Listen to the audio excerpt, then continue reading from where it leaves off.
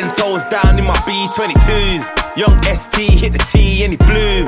Pat came in, disappeared like the moose. Yeah, I'm out the mud, yeah, I'm really the truth. 10 toes down in his Christians, yours. They know me by my real name in the store. Pins and fiends made a killing off the road. Good morning, I'm very, very good today. What about you? Lots of work. Yeah, I was just doing a fair bit of work over the weekend, but I'm feeling refreshed. How are you feeling for today's interview? It has. I've already made contact with them via message this morning. They've confirmed it's all good. They've accepted the invite and they also apologised. I'm sure it will be a topic of conversation as soon as the interview starts. So they know that you're aware. So, you know, you could probably ask her how it went or whatnot, because, yeah, it sounds like a bit of a minefield on Friday. So I just appreciate your understanding as well. Anything you need from me now then? Any last minute questions? Anything I can help out with at all? In terms of what's going on elsewhere, in terms of other interviews, is there anything that is at maybe the same stage as this? You know, like final stage or later stages? All right, sounds good. We'll prioritise this one. The founder's back in the office today, so we would likely have feedback tomorrow, hopefully a decision as well. All right, well, I wish you the best of luck and I will speak to you very, very soon. We only managed to get through to one of the candidates this morning who is all confirmed for this afternoon's final stage. I've got my fingers crossed for that person. The second didn't answer, but that's fine, because what we do is we leave a voicemail. We then send, this is our top tip by the way, 2 different types of messages on 2 different contact methods after the voicemail. So number 1 is the call and voicemail. Number 2 is an email to their personal email address. And number 3 is a WhatsApp or a text message. Sure, that might sound like a lot, but it lets them know why we're trying to get in touch. I've got a lot to do this morning, so here is a new tonic for the 3rd week in a row. I'm plugging these guys like mad. Sky, any updates on our application to become a sponsor of New Tonic? No, not yet, but they did get back to me and gave me 3 days because they're very busy. Well, they've acknowledged us. They know we exist, and I've been plugging these for about 6 months. So hopefully by this time next week, we should be sponsored by New Tonic, and I'll be giving them out with a discount code, of course. If you haven't already, I've just uploaded a new video onto the other YouTube channel. Shameless plug, check out this channel here. This is for people who are more interested in the complexities, the technicalities of recruitment and how we set up projects, how we go about finding candidates and how we manage projects for clients. So that one is far more focused on education, whereas this, it's a bit of education, but it's mostly content on the industry. This afternoon, you are in for a treat, and that is because I'm giving you exclusive access to our customer success team. If you've watched any of these Week in the Labs before, you will know we have a customer success department who looks after all of our clients and candidates post-offer. I haven't even prepped Skyla. I'm coming over here, by the way, so she's probably busy smashing through some emails at the minute. Say hello. Hello, everyone. Skyla has a very important call coming up in 25 minutes with one of our long-standing clients. So the purpose of this call, which you're going to see very, very shortly, is a couple of things. So we had a new starter into their business. It was their first hire in this area of the business. So they've started a new department, which is very, very exciting. And how many weeks has that person been there now? 1 week, yeah. It's their first week. So we're going to be checking on to see if that person's been onboarded and got up to speed straight away. We've also helped 2 people into this business previously. So part of that call, Skyla's going to be checking in to make sure that they've been doing well over the last few months. And one of them is coming up to probation. So we want to make sure that they're going to pass probation, most importantly, and that the expectations have been met both from their side and our side to know that we've done everything we possibly can. So before I hand over to Skyla and you get to see exactly how she speaks to our most valued clients, she also had her first crisis call today, which was very unexpected. It wasn't booked. We've got to keep a lot of things confidential, but can you explain what happened briefly? So we had an unexpected email on our lunchtime walk, and it was for a urgent call to be had today, this afternoon. So that was unexpected. Came back to the office, booked the call in, and turned out that our candidate had been made redundant, which was quite devastating. So just made sure I was just there to support them and make sure they knew that we could be their backup plan if necessary. But it was quite stressful taking on their emotion. But yeah. Well, you did very, very well on that call, considering we weren't expecting it. And yeah, I do really feel for that person. They're a great person. And we're going to do our very best to help them moving forward. I think what most people will be surprised about is that we had a lunchtime walk, or me especially. Yes, I do actually walk on lunch occasionally.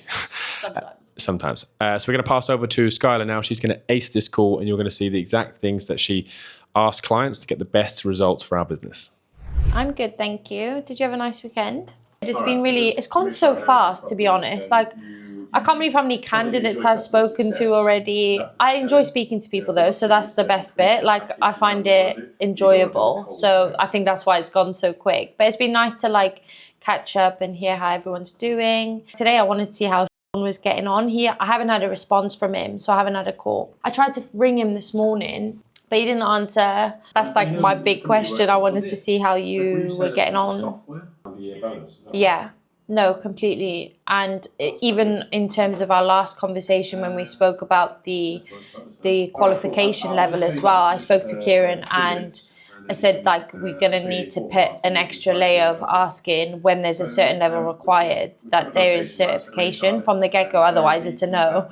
Do you know? Because it's a lot of money to invest into someone and then give them the benefit of the doubt and then they don't follow through.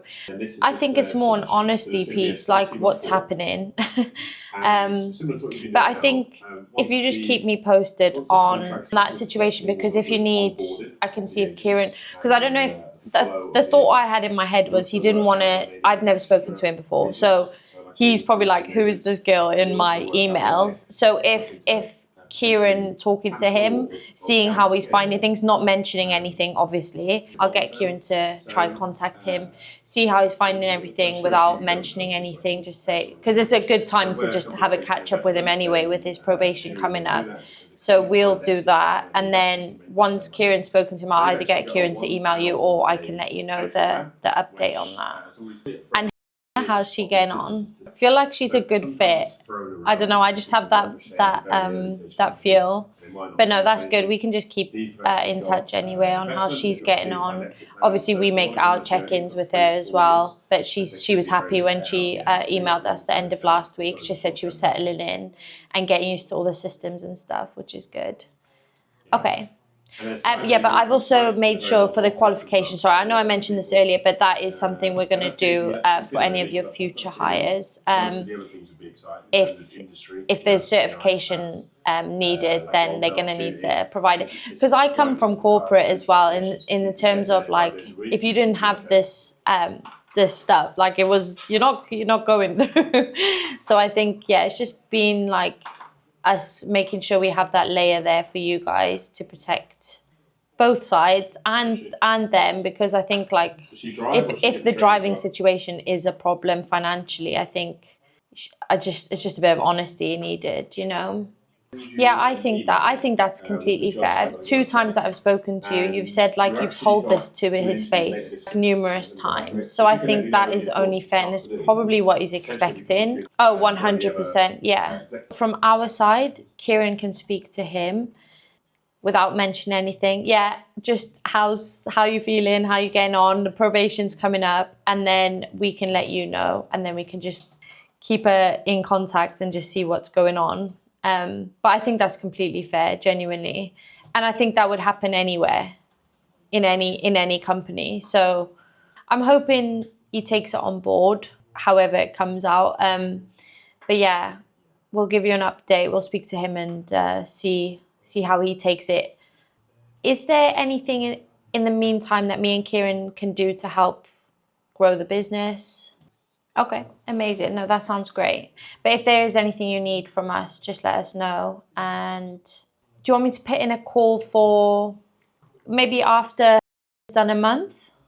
Yeah, of course. I'll send that over after our call. That sounds good. We can have a proper catch up then after his probation. And any updates I have, I'll send over to you. Yes, it was so nice to speak to you. I step in my gel and my Barbie look better. I am loose, are you buzzing? Ching you in designer, Italian cutting, bluffing. I know them boy you're nothing. How many times did they dash, splash and brag? Gal them love it. Cool kid block hot, ooh, can't touch him. Drop on the pagans, we start bussing. Can't chat for the kid. What about you? Positive? Feels like ages since we last spoke. Not last spoke, sorry, last met. Good, yeah. I'm trying to think where we last left off. The podcast is back up, great news. However, we've only ever had one cancellation out of 24 people. Yeah. And coincidentally this month, all 3 have cancelled. Content's going really good. YouTube, all that sort of stuff. Podcast Daryl was released this week. I don't know if you watched that one. I've had some great feedback from that. I enjoy sales, and I've had some incredible sales calls this week. I really have, and I should share more of them actually.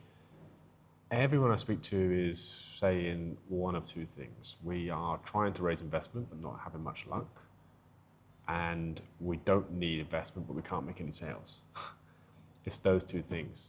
And you know when people are fobbing you off, you know when people are not being genuine, but like you can tell in the tone of voice, and they're asking me questions. Well, what do you think about the market? What are other clients saying? Most people are saying we are really struggling to close business. Yeah, I mean, I think funding landscape, has changed considerably, and obviously I've done it for years and years, so I've seen all the different cycles and everything, and it goes from one extreme to the other. That particularly VCs, they'll throw money at anything that walks, particularly if it's got AI associated with it. Pretty much. That's fundamentally now changed, and where you've got to be able to demonstrate market traction, and which has always been the case for lots of businesses in different sectors. But even so now in what I would say the higher technology type businesses, and there's a lot more due diligence. They're a lot more risk averse, and they don't know how to evaluate these businesses in reality. So I'm not surprised from that perspective. If it's angel investors, if people are sitting on their hands, they're not opening their wallets. Yeah. And the reality is, if you're generating decent revenues and you're able to fund the business off your balance sheet, you don't need the investment. So they'll say, "Oh, come back when you're generating X amount." It's like, well, when you don't need I don't need the investment, right? Yeah. It's no different for banks. Yeah. They only want to lend you money when you've got plenty of money in the bank, not otherwise. So it is a chicken and egg situation. Yeah. And that's quite common at the minute. We also just run a project on Eastern European developers, which was a load of work. But that's for developers that they're going to be hiring for a year contract. There's two things we screen for. Number one is language barrier on everyone. So in total, we did 27 calls. Yeah. And we shortlisted down to, we actually sent 6. We found they faced someone last night. It was on loud with me and Skyla at home. About 7 minutes. He said, I'm really glad I'm working with you. In the last 12 years, this is the best selection of candidates we ever had. 12 years. And I covered the call, and I was just like, okay. Skyla was like, I can't believe. So clearly, the candidate pool that you're fishing in Eastern Europe, they're good quality people. When I speak to people in Europe, they're so much more receptive to a call than the UK. I don't know what it is. I don't know whether it's recruiters have as bad a rap in Europe than they do. I don't know how it operates out there. It's just the UK. I've never felt anything like it. You've seen us. We laugh about it, we joke about it, and it's partly true that recruiters are like potentially unskilled and not providing value here in the UK. You call the US, conversations are genuine, thoughtful, and back and forth. It's a respected profession. What other networks or audiences can you tap into outside of them? Yeah, so I'm thinking about all the the accelerators and stuff like that are around. This is what I'm thinking about. Yeah. How's Skyla's training coming along? Skyla's really good. Yeah. She had 2 tough calls this week. One of the people we placed into business been made redundant. Already? Tough, yeah. It's a bit of a nightmare. So she handled that one incredibly well, and she also had a conversation with another one of our clients. We've helped them with a sales position. They've onboarded someone. It was the first salesperson they've hired, but then they've also got an underperformer. So she's handled some good calls. She's really, really enjoying it, and attitude-wise, she's great. Yeah. Clients have been so receptive. And for someone to reach out and say they've been made redundant, like they just have an extra person to do that to Skyla. And the person did, they reached out to That's them. got to be rare, isn't it? I've never seen any company. I've worked in 4. I've looked at every competition I've ever had. I've never seen anyone with customer success. And the bigger the company is, the more important customer success should be. Arguably, I'm probably too small to have it, but it works great for us. Yeah. So yeah, she's getting on really well. Really, really well. Joe's doing really well. Yeah, business is good. I feel good, but it's just this month, I've really felt it this month. So overall, pretty good. We have arrived at the office very early today, probably the earliest I've been in about 3 to 4 weeks. The time is about 6:35, and it's Wednesday. I'm just going to set this up. Yesterday was rather busy, and I only managed to record my meeting with Mark, our non-exec director, who sadly was unwell yesterday, so he wasn't on top form, and I'm sure he won't mind me saying But we did have a good chat talking about strategy, upcoming opportunities, and the current state of the business. Earlier in the day, I actually went for a lunch with Daryl Morton to a place called Ken Picton's down Cardiff Bay. Daryl's podcast was released earlier this week, so we met up to talk about how he thought it went, what sort of feedback he's had, and to see what's going on in his world. Coincidentally, there's a lot going on in his and mine. But one of the follow-ups we've done is we've booked a meeting on Friday in here, and I'm going to be helping out one of his portfolio. So they're a startup, they've raised some money, and they're going to be looking at, well, they currently are trying to increase sales. Daryl, for whatever reason, thinks I'm a good person to help out with some sales and marketing and outreach. So we're going to come in, get a bit of content on that, and help those guys over an hour to see if we can help with their outreach strategy. Outside of that, we had to do 3 unsuccessful final stage calls, which they're never easy. It's part of the job which is the least enjoyable, but it's very, very important. I made a post on LinkedIn. You'll see that here earlier this week about my perspective on calling people and letting them know they've been unsuccessful rather than an email, certainly making it personalized. And, it's tough, but the calls go down really well. So 3 of those yesterday, but 3 unsuccessful calls does mean we're looking at some offers, hopefully this week. So one person has a final stage on top of a final stage on Thursday, tomorrow, and the Romanian selection that we did in last week's episode, if you've seen that, we're going to find out about if they're going to be hiring 2, 3, or maybe even 4, depending on the quality, later this week. Outside of that, I got 4 other interviews today for 1 client for 2 positions. There's a lot going on, a couple of meetings here and there. I'll do my very best to get the best content possible to help you understand more about this world. Hello. Today, we have decided to do some training. The time is 8:25. We haven't done training in about a week because we've been rather busy in the business, looking after clients, looking after candidates, the most important things. But training is very important to us. So today, we're going to cover a topic which I've covered 4 or 5 times. I've done this topic of training with every single person I've ever had in the business. It helps me, and it also helps Skyla. And this is especially requested by Skyla, isn't that right?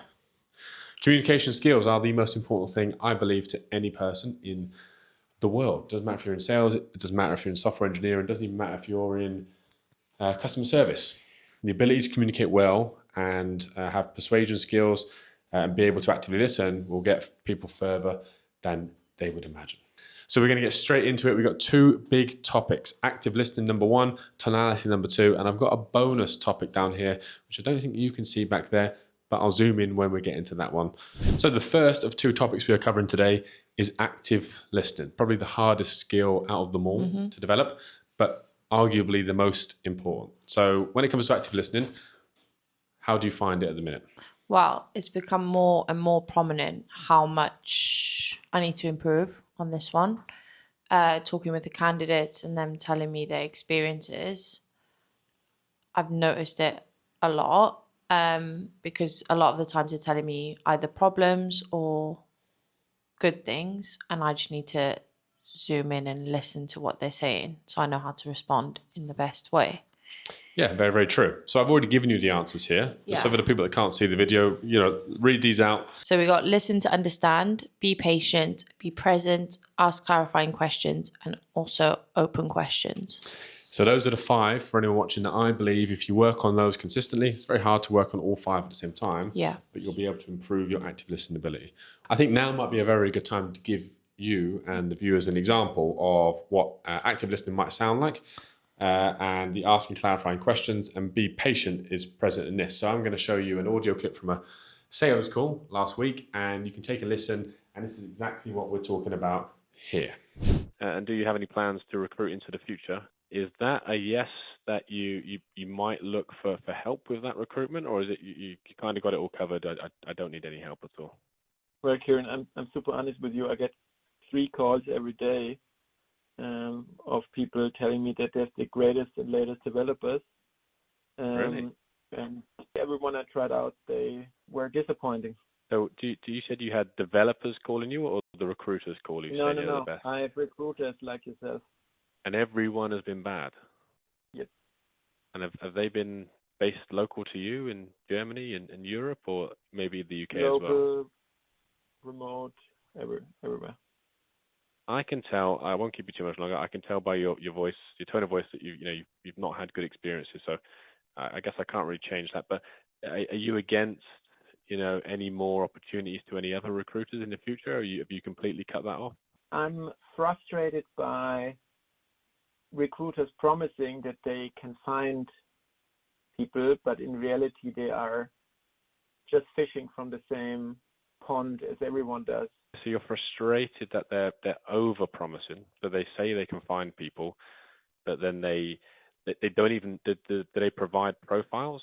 So you're back in the game. You've just heard that in live time, and you can see the effect it has on the people that we're speaking to.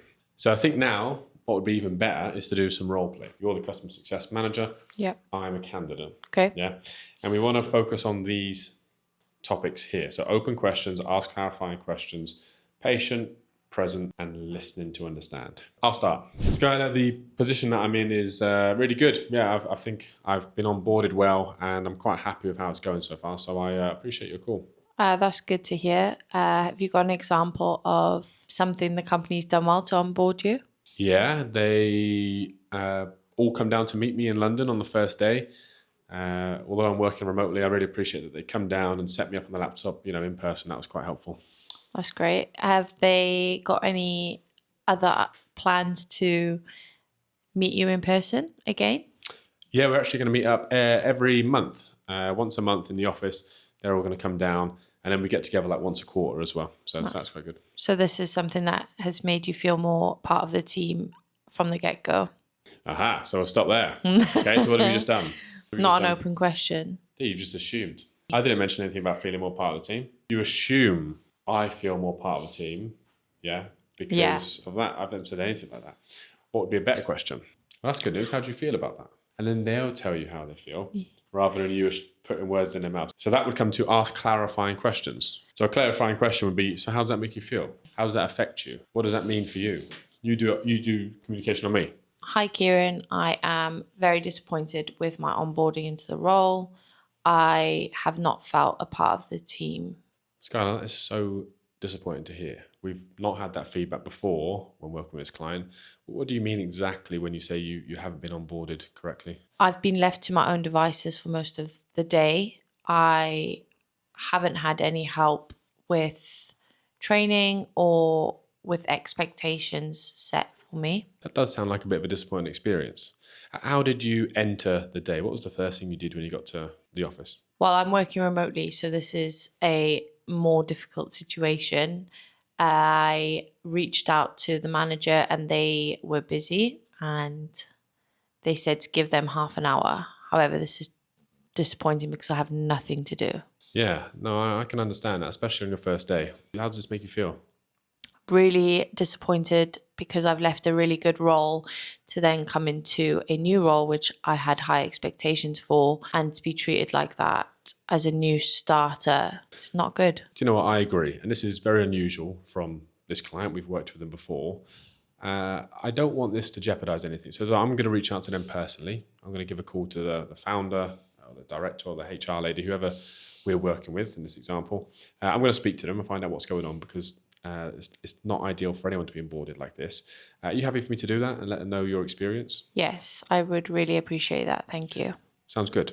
If we're able to resolve it and they're able to come and see you this afternoon, get you set up virtually and get you good to go, are you still happy to continue? Yes, definitely. I just would like this sorted out. So would I, Skyla. If you don't hear from me in an hour, it's just because I haven't heard from them, but I'll get back to you by the end of the day. Is that okay? Yes, perfect. So there's active listening. Very, very hard to do, as we've just found out from the role plays. Yeah. It sounds easy in theory, and it is once you actually get up to speed with it, but it's very, very difficult to do starting out. We'll move on to the second one. Only two things we need to work on for communication, I believe. Second one is... Tonality. Tonality. So important. And you have commented on my tonality recently, haven't you? On how I adjust. Yeah, it makes such a difference to the emotions that you feel when you're talking to someone. So just before I go any further on tonality, I'm going to show you an example here. This was me speaking to a very slow CTO. This was a sales call from last week. On this call, you're going to see exactly how I matched their speed, and I was very patient in my speaking because this person speaks the complete opposite to me. So check this out and we'll be back in a sec. What about your world? I'm curious. What's happening in our world? Things remain busy, but what's happening on the hiring front? We hired someone, but unfortunately didn't quite work out. Well, how about this? I think, I've called you quite a few times. I personally, and I don't always say this, I think there's a value add here from my side.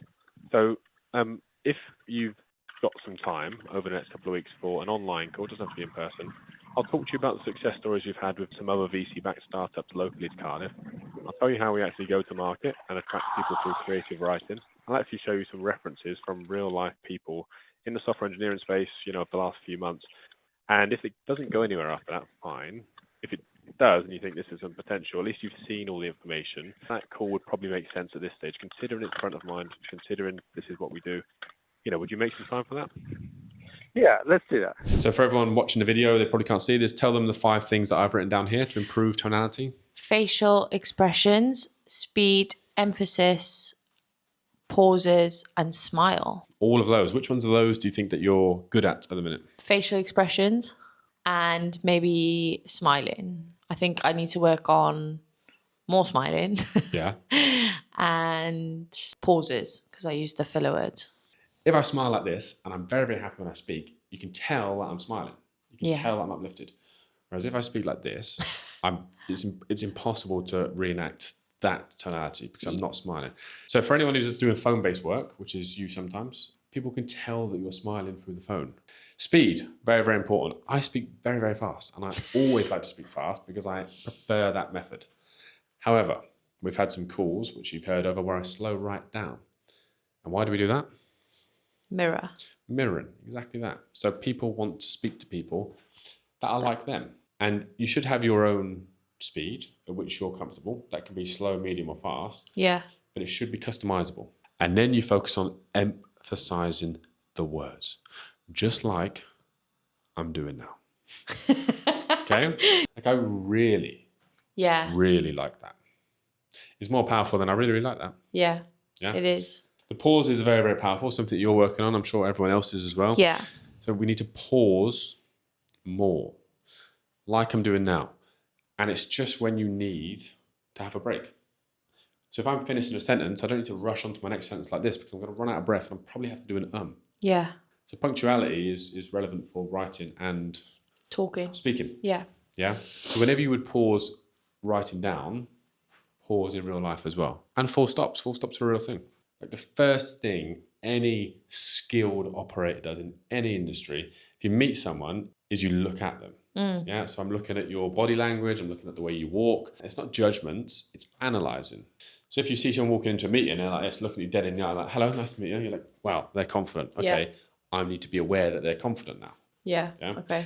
And if it's on a sales call, and I do lots of sales calls, the first line that they say sets the tone for the call. It's like, oh, hey, Kieran, how are you? Instantly, I know, okay, kind of friendly, upbeat, might have some time. But if they say, oh, what's the call regarding? You know that I know that I've got it right. Yeah. Do you know what I mean? So it's every word that is said means something. And every single body action means something.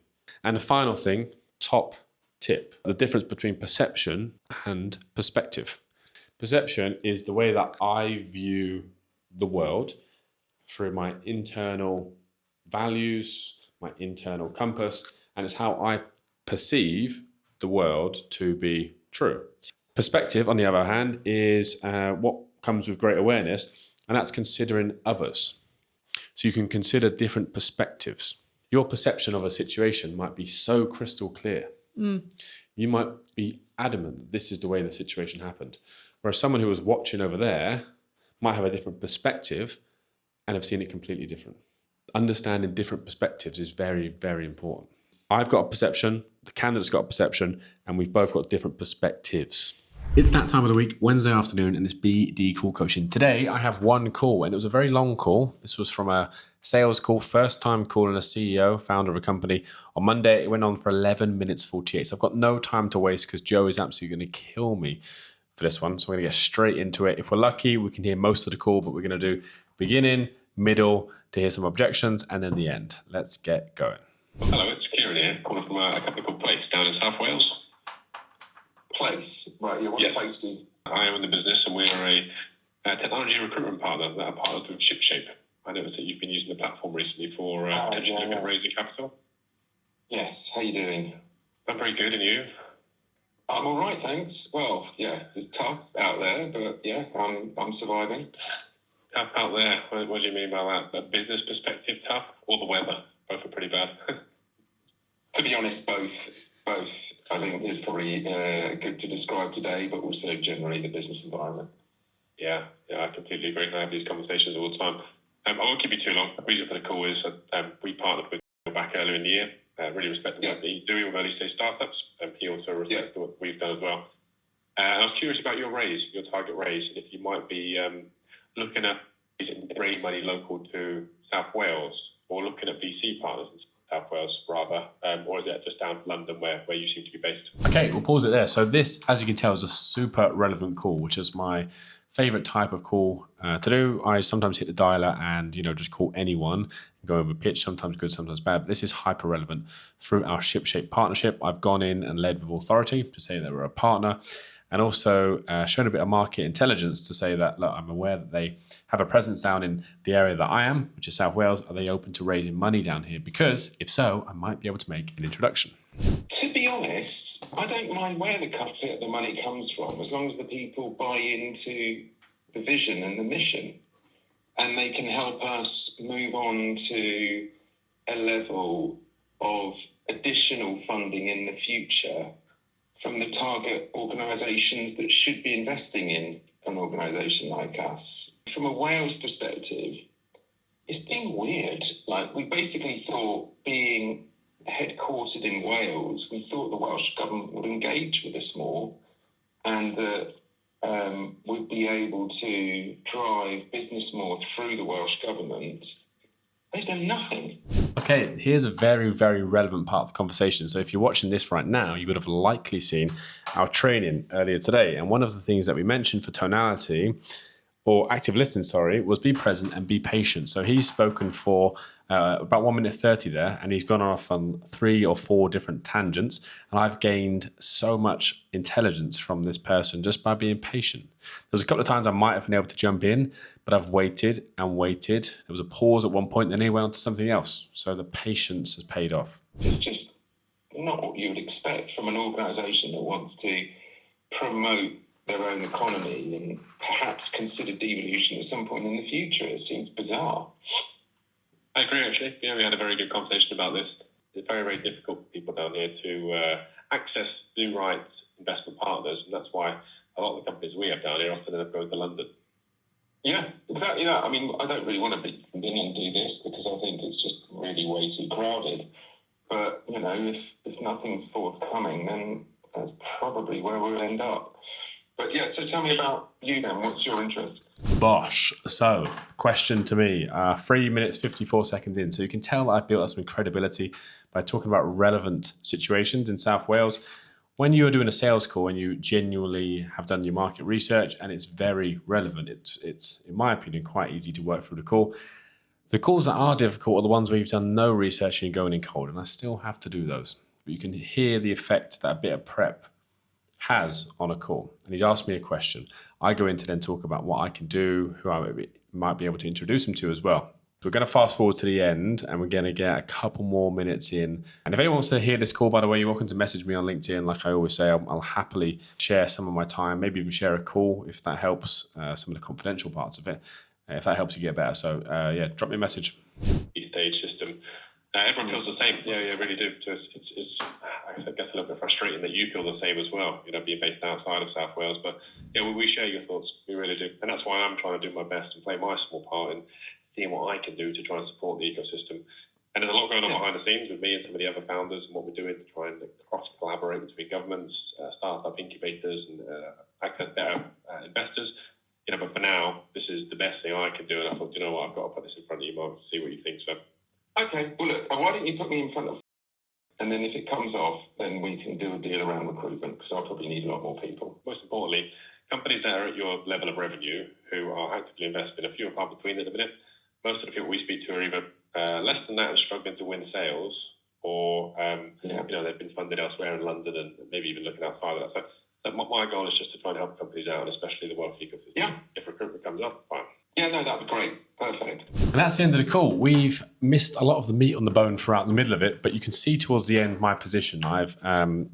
This is a great thing to take in from a sales perspective, but it's not always easy to do. I've offered before I've looked to take. So I've offered an introduction to a VC partner that we know. They're doing great revenue, this company. Their headquarters in South Wales. It's like a game of Guess Who here for anyone who's watching in South Wales. But they're based in London. And I know for a fact that this is a valuable introduction for them. Look, if recruitment comes off, I was honest at the beginning of the call. I don't think we heard it, but I said, look, my interests are paid recruitment. But a lot of the work I do is pre-investment, and a lot of the stuff we do can help companies get investment ready from a people strategy perspective. If recruitment comes off after that, great. But if I've helped a company raise investment and there's more jobs in South Wales, which is where I'm based, then that's a win-win. I followed up after email. They've sent me the pitch deck, and I'm going to be sending that over to the VC fund. One of the great things about this job and the relationships that I get is I'm now seeing more and more pitch decks. I'm getting to access better quality of leads and better quality of people, which ultimately means I'm able to provide people like you watching this, if you're a candidate, better opportunities to progress your career as well. And that's BD Call Coaching for this week. I don't do the late night text, ask my ex. I'm just trying to double these checks. They're saying Burner's up next. I'm still with the guys, still trying to pebble these Zeds. If I rob one of your guys, I'll say it was I. True say I done it with chess. Bro saying stick to the stew, that's fire in the booth. And I ain't even breaking no yo. For an hour, we're going to do 4 different topics. The first one is all about you, your challenges, expectations. What do you want out of outbound sales? Yeah. 10 minutes or so, we'll move on to mindset and beliefs. So that's before you ever touch the phone. A lot of work goes on up here to make sure you're in the right place as well. Then we move on to action and assets. Assets being my book, being a physical asset, digital assets being the podcast we spoke about, potential video content as well, and the actual steps you need to take to be actionable and move into achieving leads and hopefully some business as well. And then finally, data and consistency. I know we spoke briefly about data before, but making sure data is accurate, we're chasing the right people, but also getting the right message to the right people as well. So we'll start with the question, what is the number one reason we make outbound calls from a business perspective? Do they have a problem that you solve? It's the only reason we call people on the phone. Yes, it's quicker. Yes, you get to the decision maker. You can have good conversations. You can find that information. But the only reason you pick up the phone, do they have a problem that you can solve? That's it. And that's got to be in your mind every single time. Most people don't feel comfortable sharing their problems with a stranger over the phone. I have no problems in admitting that I don't know anything. Because there's a lot I don't know. The more I've read books, the less I actually know. So I'll stick to what I know very, very confidently. And if someone brings up risk assessment and you haven't delved into that, honesty. Just be honest. But you do need to know your product and what problems it solves to a T. Yeah. Like I know how I'm going to recruit. I've got a process. I've got how long it will take in days. I've got exactly how I'll do it in a multi-channel outreach. I know the messaging. I know what motivates them. That's all I know. I can't actually write the code or build the product myself. But if something can't be proven as a fact, this whiteboard is white. Okay, everyone can see that. However, if I'm calling a CTO, I still get these thoughts, and I assume that they're busy. How do you think my persona, how do you think my mindset is going into the call? Instantly, I'm on the back foot. Yeah? Chances are it could be true. It could be true, but if you can't prove it, you might as well assume the opposite. Or you might as well not hold a thought at all. That's what you want to perceive yourself as, yeah? Knowledgeable, if possible, aware of problems, and at a basic level, human, who enjoys connection, like most people do, right? You've got to build trust. That comes into the rest of the other ones. So you are worthy of time and value-led. As you grow as salespeople, as you grow as people, you'll understand what value your product has. And when you're starting to call people, before you're even calling people, and you're starting to pick up the phone, once you have a little bit of success, I guess, and you've pulled on a client, you know it works, you know it solves a problem, that's when you start leading with serious value. And it's a wonderful place to be when you're calling people and you know, hand on heart, that you can add value to that business. And then that comes with a bit more confidence, and it's really, really strong. For me, most of the people I call at executive level, very big money, often doing very, very big things, bigger than what I'm doing in this office, so it may seem. I know most calls that I call are very value-led, and my service does offer value to people. And these two down here, trust before anything. Before any sort of thought of a sale comes in, We just need to strip it back. Does this person have a problem? How can we find out if a person has a problem on a call? But what can we do? Ask questions. Ask questions. It's great to have some preempted questions that eventually when you get there, you can ask a killer question, right? Because you're only going to get the same objections. Like I get the same ones all the time. We're not recruiting, we've got a partner. So I've got a way that I can not deflect on those objections. So let's imagine objections coming like this. You don't want to go around it, which is a lot of what people do, kind of scared to sit on the objection. You want to meet it head on and understand. For example, if I call someone and they will say, oh, we've got an agency partner in place, but we're not interested. Okay, well, I appreciate you being honest. Can I ask a direct question? When you say you've got an agency partner, does that mean they're doing all they can to fill all the vacancies you've got? It might be a yes, it might be a no. But I'm trying to understand the objection rather than going around it. And when you start to understand and you have some curiosity, eventually, once you ask a question, you get an answer, then go a bit deeper on that question. Sometimes there's 2 or 3 questions you can ask on one question. So my favorite trait, and I like to think I live and breathe this on a daily basis, is curiosity. Yeah, I'm ridiculously curious to the point where I ask good, bad, simple questions. If I don't understand something, I've got to ask a question. And the better questions you ask, and more you ask, and more curious you are about someone's world, is how you build trust and credibility. Every single person you ever meet has problems, but they're not going to tell you. It's literally their job to not tell you. Once you accept that, you will understand that you, as a skilled salesperson, or soon to be skilled salesperson, you have to, through frameworks and objection handling, you have to build trust and credibility so quick that they feel that they can share problems with you over the phone in a couple of minutes. I never talk about myself on a sales call, never. It's all about them. The more you can understand about them, the more information you've got, the more leverage you've got for the next call. So many things in sales are circumstantial. That's why I focus a lot on mindset and belief, because that's the only thing we are in control of, realistically. This stuff, too many factors. It's great for me to know that if I get someone who's sat in front of their desk and my tone is right, my pitch is right, I'll often get a 5 to 8 minute call. Doesn't mean it'll go anywhere, but I'll practice my objection handling, practice my active listening. It depends if they're sat there, not doing anything. Yeah, you might call someone, and people actually answer in meetings, would you believe? Because they're expecting an emergency, and it's like, oh, I'm in a meeting, and they'll just put it down. It's never you. So it's about setting expectations which are actually achievable. Yeah, because I fell into the habit before of calling, thinking I've got to get a meeting. I actually need to get jobs, and this is going to be a new business call. I know it. It's just you're setting yourself up for a really, really hard day if that's the way you're going about it. Step number 1 is have a good conversation. Step number 1, get past 1 minute. Step 2, handle one objection. Step number 3, find a problem. That's it. And I promise you, if you just focus on solving problems in a call, not only will you have better conversations, you'll actually get more sales and demos. Which brings me on to number 5. The less you need the sale, the better. It's very obvious to me, but if you're speaking to a sales rep from any industry, they really need the sale. You know, you can sense they need the commission. Commission breath is what we call it. It's smellable through the phone. It's a saying. It's very obvious when someone is pushing you, even though they might not know that solution's right. Upselling you on a phone contract. I don't need that one, but yeah, it's better. Trust me. You know. Yeah, you know. And this is very hard to do at the beginning, but it's great for you to learn these principles now. On my course, which I'll show you after, I don't even sound like I want the sale.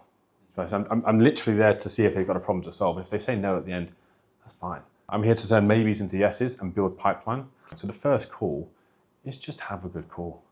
Just enjoy that call. Doesn't mean it's going to be good. It's probably going to go bad, actually. I still have bad calls, but it's never personal. It's not that I'm a bad salesman. Too many factors outside of my control. People in general are very interested in themselves. It's natural. It's just a normal feeling we get.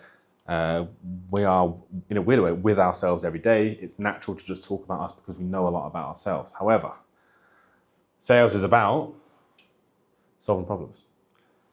So the focus of a call is 100% on them.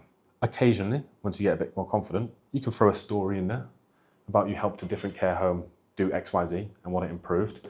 Or you might tell another story, oh, I actually met that person. But while you're starting out, it's question after question after question.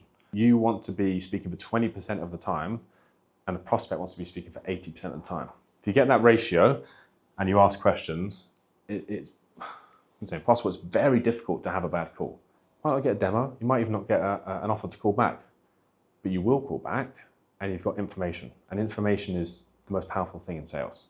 The more you know, the more the better. Doesn't matter if it's big or small information, the more you've got, the more powerful you are on follow-ups. What you say versus how you say it. How you say things is far more important than what you say. So things like tone and the speed and the volume at which you speak at is far better than the quality of words that you say. Don't get me wrong, there has to be quality, there has to be some structure to it, but it's far more the tone that you deliver it in, especially in the first 30 seconds, because that's when they're going to either decide to move on with the call or move off with the call. I don't ever come in and think, I've got to do sales today. I'm really, really excited, but I do it 4 days out of 5. And the reason why I have to do it is because I detach from the outcome. Like, truthfully, I don't mind if I get the sale or I don't get the sale. My objective is to become very, very proficient in sales to the point where I can just have good calls every day. Naturally, good calls will lead to good meetings. Meetings converts to sales. It's about being right place, right time. Various stats will say something different, but 3% of the market is what they say is buying at any one time. The rest of the 97 are either like passively maybe in the background or just not ready to buy. But that 3% always changes. How do you make sure you're in front of that 3%? Outreach, volume, keep going with reps. But we'll come into action and assets. We'll start with assets because that's the smallest one. So when we talk about assets, so assets are things that work for you. And when we're talking assets in the business context, we're talking digital or physical assets. Any ideas what digital or physical assets you could have? Podcast, great. Surveys, sure, yeah. Anything that can work for you when you're not there. More video content, you could have explainer videos, talking about how the product works, something written, a newsletter, potentially. Here's something that might add value to you. Here's me talking about how the product works. So you want to try and build up, for me, I've got a week in the life, I've got a podcast, I've got video testimonials, I've got my own personal website, I've got a business website, I've got a book. When I outbound someone, they've got all these different assets they can look, even whilst I'm sleeping, and make an assessment if they trust me or if they dislike me. So after this, I would seriously recommend looking at some assets. Newsletter would be great to start, and definitely some video-based content. Podcasts would be great. Maybe some explainer videos. But if you call in, you send in them a video, and then they'll subscribe to your newsletter, and then email marketing as well. For the second call, they've already spent 2 hours on you and the business. Cool, and then we're on to action now. So you've got some assets hopefully built up. Your mindset is in the right place, which needs to be worked on every day, by the way.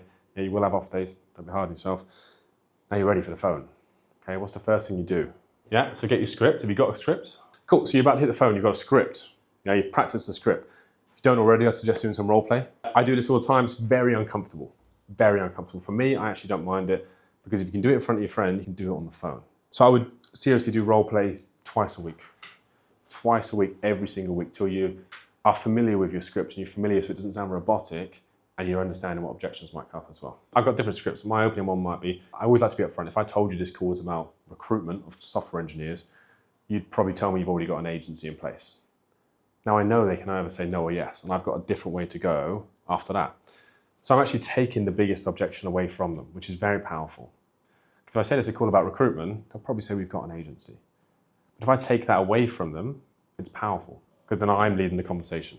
Data and consistency. This is the shortest one. So data, it's got to be accurate. I've not heard of one you use. Could be very good. We'll have a look. If not, use Lusher. And then you'll build 3 lists. So you could build a list for X, Y, Z, or you could just put them all into one list. And it goes without saying, the more reps you put in, the quicker you get better. But set goals. 3 good conversations a day, 50 dials a day, 1 meeting a week. It's up to you to set those goals, what are realistic. But if you've got no goals and targets on a Monday, come to Friday, you don't know if you've had a good week. Week 1, find out the biggest problem. What is the biggest problem I keep hearing? Over 50 calls, what is it? And after 2 or 3 weeks, you've built up. And you do the objection handling. The ratios are really, really important. Really, really important, because otherwise you could be doing 50 calls and nothing, and then thinking that's okay, when really, if you focus niche down, did 25 calls, got 5 meetings, okay, we need to copy that, we need to replicate that. And spot trends, very, very relevant in my world. It will be in yours. The same care services will be going through similar trends, similar cycles. They will renew things at the same time. If it's March, they all go through their procurement contracts and they start looking at new tools they can implement. Great. January and February, I'm bloody excited, because that's what I know is the best time to reach out. You can do all this. You can have the best mindset in the world. You can have the most energetic and enthusiastic approach. But if you're not doing some of the extras like recording the calls or transcribing the calls, then you're at a disadvantage potentially. Because if I'm recording my calls and I'm doing that twice a week, every single week, versus someone who's not, there might be a chance that I could get better sooner. Every call is an opportunity to get better. That's how I view every single call. And that is the 3 most important parts, along with these very, very important 8 principles, which I just please take a picture. I'll send you the video as well. But these are so important. They're only small, but like detaching from the outcome, it took me years to do that. It took me years. And it might take you a similar amount of time because you still think it's personal, but I promise you, it's never personal. There's my approach to sales. Any questions? It's made me Ask kind of away. excited to give it a go again now. Nice, that's the outcome you want. It's rare as that is. And that's it. I've just finished my sales masterclass today on Friday afternoon. My special guests were Daryl Morton, a good friend of mine, and his podcast, if I haven't said already, if you haven't watched it, was released this week. There's the thumbnail. You can go and watch that on our channel. He brought in one of his portfolio companies for extra sales training. They're very early stage. They've just raised, and he chose me to help out with that, and I'm very, very flattered. Hopefully, the content that we spoke about today was very valuable. It went on for around an hour and 10 minutes, so you wouldn't have seen it all, but we spoke about things like mindset and beliefs, action and assets, data and consistency, and down here, some principles about sales that I hold very closely to me every single day. And you know what their feedback was? The first thing they said, they're excited to go and do sales. And we can't ask much more than that. 2 young lads and Daryl, all excited to go and do sales. So that's taken up a lot of my morning, and I'm gonna wrap this one up. We've got a few final stages this afternoon, so you'll find out about those in next week's episode. We've also got a couple of video testimonials.